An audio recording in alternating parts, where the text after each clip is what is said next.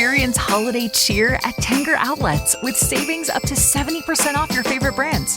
From fragrances to accessories and the latest styles, discover the best gifts for everyone on your list. Save big at Nike Factory Store, Michael Kors, Under Armour, Coach, Polo Ralph Lauren, Kate Spade New York, and so many more.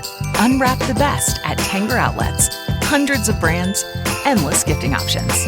Plan your trip at Tanger.com.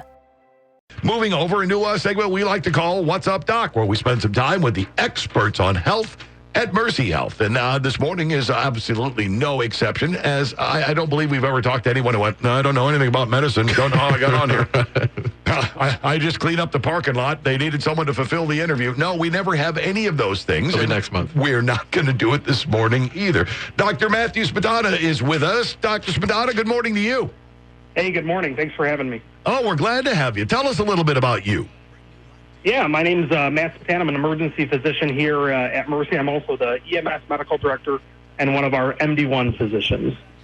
We've had good interviews with some of the emergency personnel over there. Looking forward to getting into that. But first, you from the area? How you grow up here? How'd you end up here in Rockford?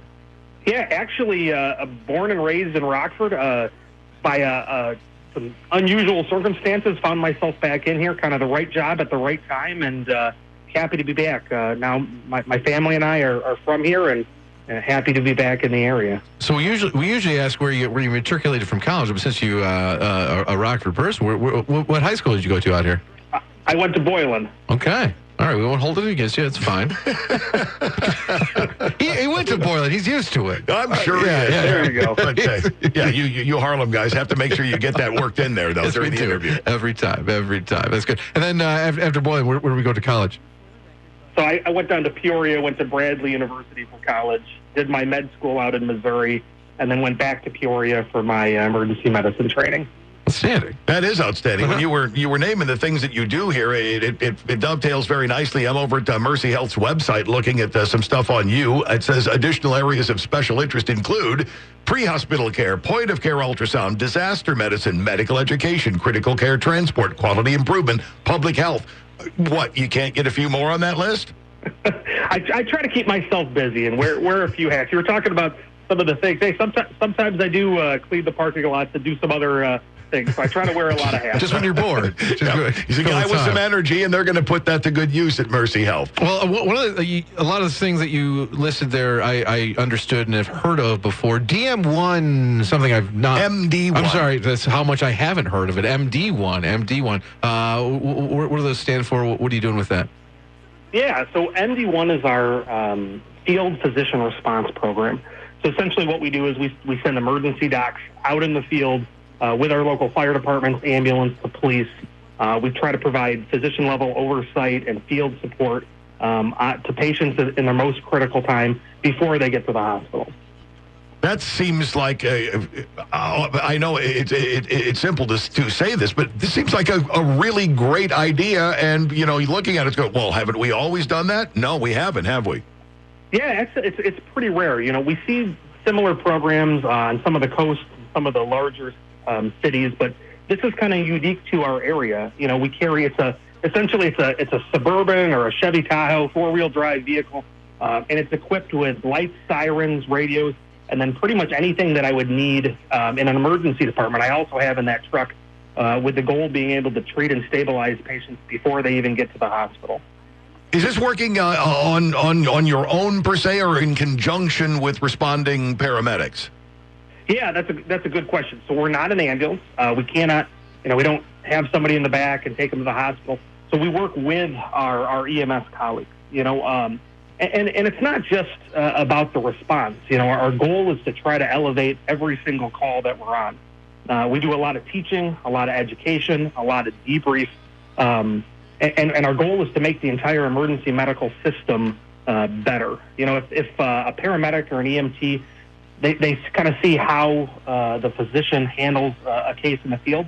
The next time they have the more training, the more education, the confidence to handle it as well. So that's kind of some of our goals.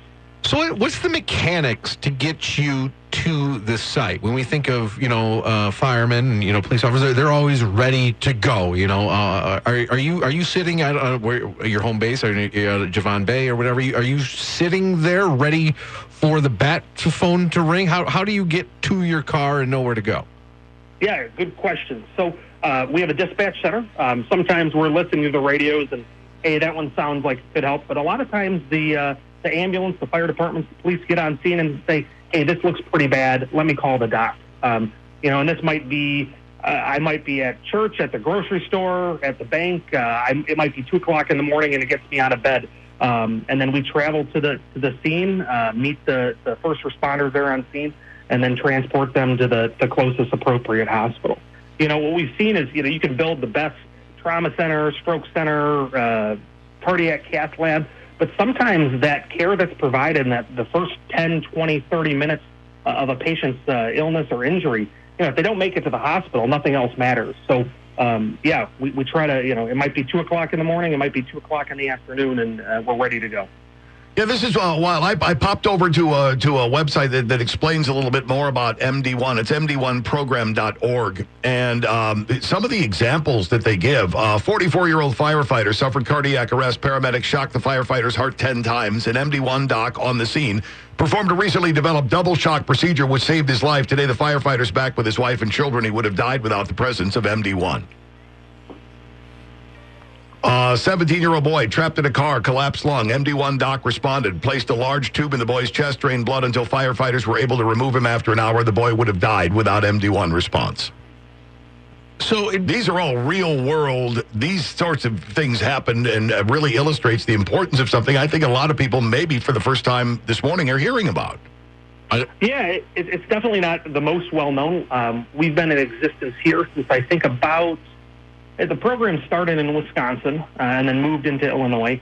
We don't do a lot of advertising, but if you ask any of the local first responders, they've probably worked with us in the field at some point. Yeah, most of the time we're going out, it's critical calls, but we also go out on routine calls, is kind of making sure the system is working appropriately, doing some quality assurance, some feedback, and education as well.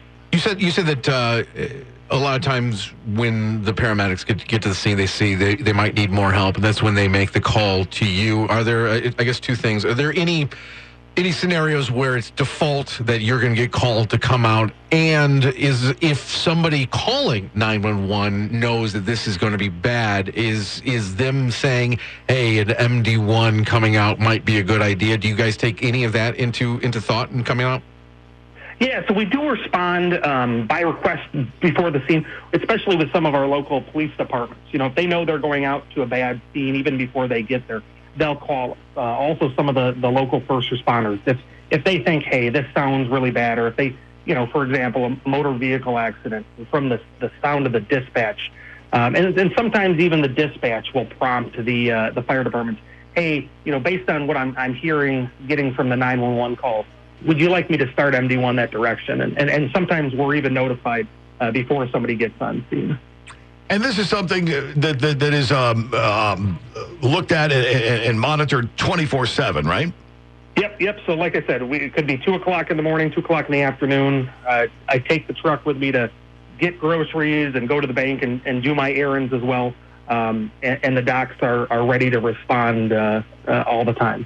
So yeah, you being ready all the time, 2 a.m., going to church, going to grocery store. Are you the only one, or is there a handful of you? No, I absolutely could not do this by myself. Right now we have 6 docs that take the truck home with them on call. All of the docs have experience. Before they were a doc, they were a firefighter or a paramedic. I started my career out as a firefighter EMT. Really fell in love with it and said, hey, can I make this my career? Can I do something else with this? So all the docs have that pre-hospital mindset. They have that additional training. In addition to being a board certified emergency physician, most of us still maintain our paramedic certifications, our firefighter certifications, because I think being one makes you better at being the other. So being a good physician makes me good in the field, and having that experience as a firefighter helps me understand a little bit more about what's going on in the field. Yeah, knowing exactly what's going on around you and why it's going around you. You had mentioned started in Wisconsin, worked toward Illinois. How many other states are doing MD1? That's a good question. I think it's pretty prevalent on some of the coasts. I think it's some of the larger cities has some. There's some similar programs in Illinois and Chicago, Peoria, Champaign. This is a kind of a European model. Most of the European countries, they do send physicians out into the field, where this is kind of not the norm here in America. And how often are you guys dispatched? This is a once a day, once a week, 9 times a day? What's the schedule like? Yeah, it's a good question. So we always have, in addition to our responsibilities of responding to call, which probably happens a few times per day, we're also doing things like protocol development, looking at the latest and greatest science, working on the medicine that's related to that, but also the training and the education. Most of my time, either in the day or in the evening time, is going out to these fire departments, going out to these ambulance services and doing the quality assurance, the training, the feedback, really trying to educate our pre-hospital colleagues on what to do. With it being a one vehicle within Rockford, we can't be everywhere. We know that we're not going to be able to be at every scene.